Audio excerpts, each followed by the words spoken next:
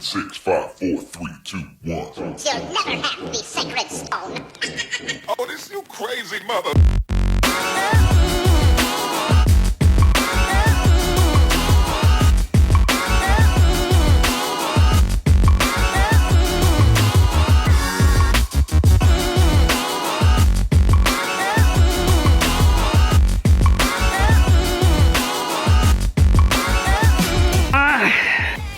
Sorry గట్టికి దాకిందా?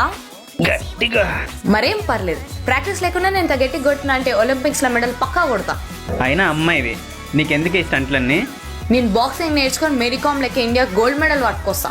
నువ్వు medal తీసుకురాకపోయినా పర్వాలేదు కానీ నువ్వు మూతి ముక్కు పగలు కొట్టుకుని వచ్చినావు అనుకో అబ్బాయిని తీసుకురావడానికి మాకు కష్టం అవుతుంది. మరేం పర్లేదు. నా మూతి ముక్కు చూడకుండా నా మెడల్స్ ని గౌరవించేటోని నేను పెళ్లి చేసుకుంటా. ఓరి తినే అసలు మా దీని కాలేజ్ బంకౌట్ నీకంటే ఏం లేదు. ఇప్పుడు చూడు టీవీ చూసి పిచ్చి పిచ్చిగా ఎట్లా మాట్లాడుతుంది ఇది.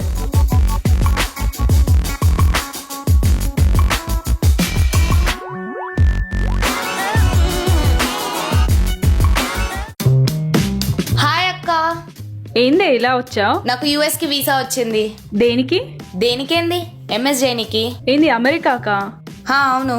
అదేదో అమీర్పేట్కి వెళ్తున్నట్టు చెప్తున్నావు. అమీర్పేటలో కోచింగ్ తీసుకునే ఇప్పుడు అమెరికా పోతున్నా. అవసరమా అమెరికాకి? అసలే అమ్మాయివి. అక్క నువ్వు కూడా అందరు లెక్క మాట్లాడకు. నీకు నచ్చింది కాబట్టి నువ్వు ఇక్కడ ఉన్నావు. నాకు అక్కడ పోయి చదువుకోవడం ఇష్టము.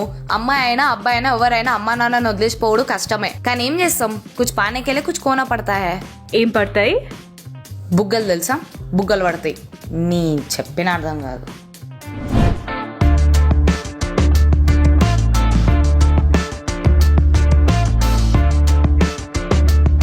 ఇయ్యవా? సరే.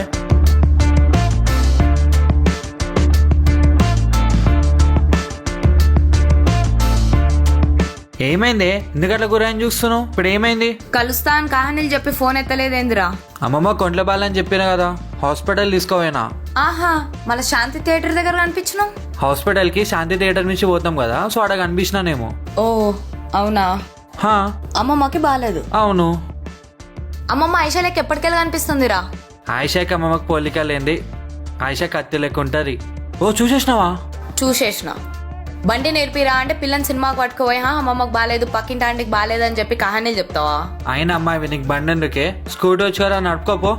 ఏ నేను స్కూటరే నడుపుతున్నా, స్కూటీ అని నడుపుతున్నా, నీకెందుకురా? పిలిచినప్పుడు అన్ని మూసుకొని రావాలి. ఇంకొకసారి ఇట్లాంటి కహానీలు చెప్పినావు అనుకో, ఈసారి హాస్పిటల్ పోయింది మీ అమ్మమ్మ కాదు నువ్వు. దీంతో పెద్ద లొల్లు అయిపోయింది.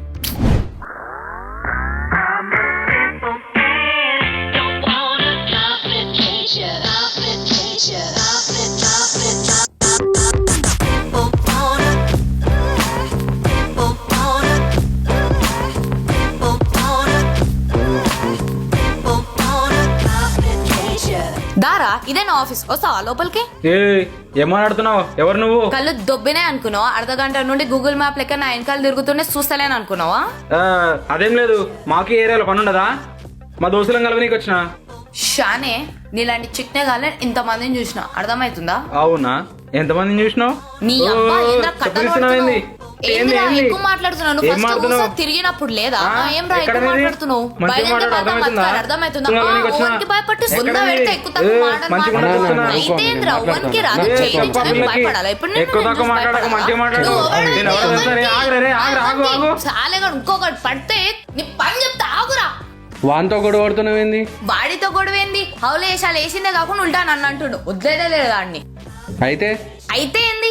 ఈ సాలగాలం మంచిగా చెప్తే వింటారు అనుకుంటున్నావు? 4 కాన్బరీలు పెడితే గానీ అర్థం కాదు వీళ్ళకి. రౌడీ లెక్క మాట్లాడుకు, అమ్మాయిలా బిహేవ్ చేయ కాస్త. అబ్బాయిలే రౌడీలు ఉంటారా? అమ్మాయిలు రౌడీలు ఉండరా? అయినా తప్పు చేసేటప్పుడు అమ్మాయి అయినా అబ్బాయి అయినా వాళ్ళకి పగలాల్సిందే. ఇంకొకసారి రౌడీ అని అనుకో నీకు పగులుతుంది. అర్థమవుతుందా?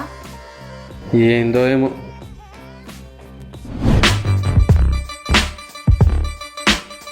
డాడీ నేను పోతున్నా బాయ్. ఎక్కడికి? మొన్న చెప్పినా కదా ఈ వీక్ నుండి నైట్ షిఫ్ట్ అని. నువ్వు జాబ్ చేయడమే ఎక్కువ, నిద్ర మానుకొని నైట్ షిఫ్ట్లు చేయడం అవసరమా? నిద్ర మానుకొని ఏం చేస్తలేను నేను. రాత్రి అనుకునేది ఏదో పొద్దున అనుకుంటున్నా, నైట్ అంతా పని చేసి అంతే. ఇక్కడ మ్యాటర్ నిద్ర గురించి కాదు, నీ భద్రత గురించి. డాడీ నాకు ఇష్టం అని చేస్తలేను నేను night shift. As per company policies షిఫ్ట్లు చేంజ్ అవుతూ ఉంటాయి. ఈ మంత్ నాకు నైట్ షిఫ్ట్ పడ్డది. ఏదైనా చెప్తే విని ఆచరించు, విని వాదించకు.